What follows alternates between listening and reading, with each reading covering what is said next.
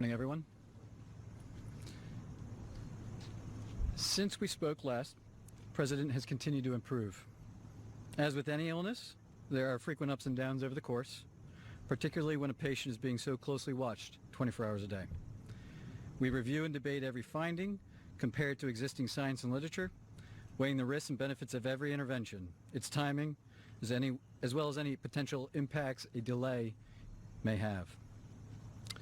Over the course of his illness, the President has experienced 2 episodes of transient drops in his oxygen saturation. We debated the reasons for this and whether we'd even intervene.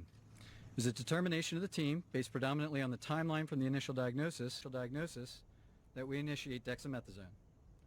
I'd like to take this opportunity now, given some speculation over the course of the illness, the last couple of days, update you on the course of his own illness. Thursday night into Friday morning when I left the bedside, the President was doing well, with only mild symptoms, and his oxygen was in the high 90s. Late Friday morning when I returned to the bedside, the President had a high fever, and his oxygen saturation was transiently dipping below 94%. Given these 2 developments, I was concerned for possible rapid progression of the illness. I recommended the President we try some supplemental oxygen, see how he'd respond. He was fairly adamant that he didn't need it. He was not short of breath. He was tired, had the fever, and that was about it. And after about a minute, on only 2 liters, his saturation levels were back over 95%.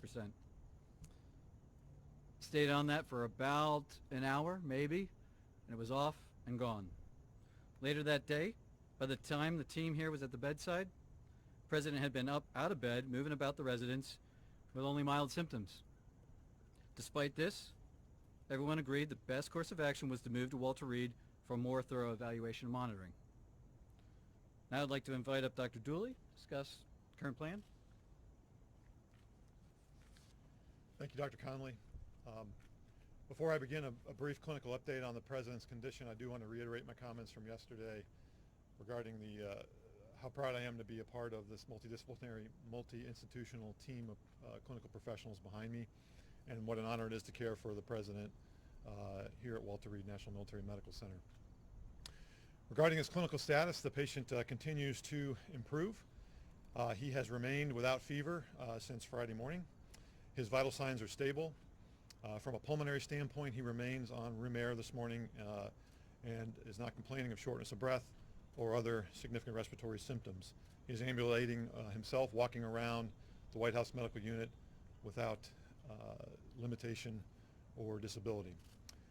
Our continued monitoring of his cardiac, liver, and kidney function demonstrates continued normal findings or improving findings.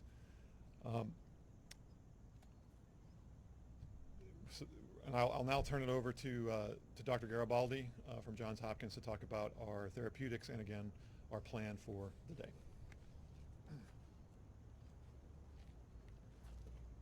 Thank you, Dr. Dooley, and I just wanted to again reiterate what an honor and a privilege it is to take care of the President, but to be part of such a talented and multidisciplinary team here at Walter Reed. The President yesterday evening completed his 2nd dose of remdesivir. He's tolerated that infusion well. We've been monitoring for any potential side effects, and he has had none that we can tell. His liver and kidney function have remained normal, and we continue to plan to use a 5-day course of remdesivir. In response to transient low oxygen levels, as Dr.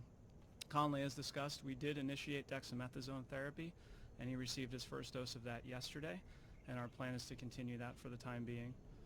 Today he feels well. He's been up and around. Our plan for today is to have him to eat and drink, be up out of bed as much as possible, to be mobile.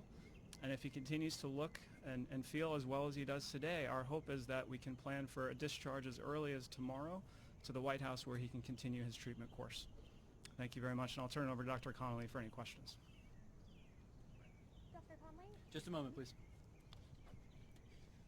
The President wanted me to share how proud he is of the group, what an honor it is for him to be receiving his care here at Walter Reed, surrounded by such incredible talent, academic leaders, department chairs, internationally renowned researchers and clinicians, including the support of Dr. Garibaldi from Johns Hopkins. I'd like to reiterate how pleased we all are with the President's recovery And with that, I'll take your question. Thank you so much. Dr. Conley. Dr. Conley, you said that there were 2 instances where he had drops in oxygen. Can you walk us through the second one? And also, I've got a question for the lung specialist afterwards. Sure. Yeah. Yesterday, there was another episode where he dropped down about 93%. He doesn't ever feel short of breath. We watched it, and it returned back up. As I said, we evaluate all of these, and given the timeline where he is in the course of illness, we're trying to maximize everything that we could do for him, and we debated whether we'd even start it, the dexamethasone, and we decided that in this case, the potential benefits early on the course probably outweighed any risks at this time. Did you give him a second round of supplemental oxygen yesterday? I'd have to check with the nursing staff. I don't think that if he did, it was very, very limited, but he's not on oxygen. And the only oxygen that I ordered or that we provided was that Friday morning initially. And about what time was that? Yesterday. What was yesterday? You said the second instance. Second incidence? Oh, it was over the course of the day, yeah. Yesterday morning. Dr. Conley. Dr. Conley. What is the president's current blood oxygen level? That's my first question to you, Dr. Conley. 98%. And what do the X-rays and CT scans show? Are there signs of pneumonia? Are there signs of lung involvement or any damage to the lungs? Yeah, so we're tracking all of that. There's some expected findings, but nothing of any major clinical concern. Then why start him, Dr. Conley, on the... Sorry. Dr. Conley, why... ask if his oxygen level ever dipped below 90? We don't have any recordings here of that. That's right. On the dexamethasone, Dr. Yeah, what about here? At the White House or here, anything below 90, just to follow up on her question? No, it was below 94%.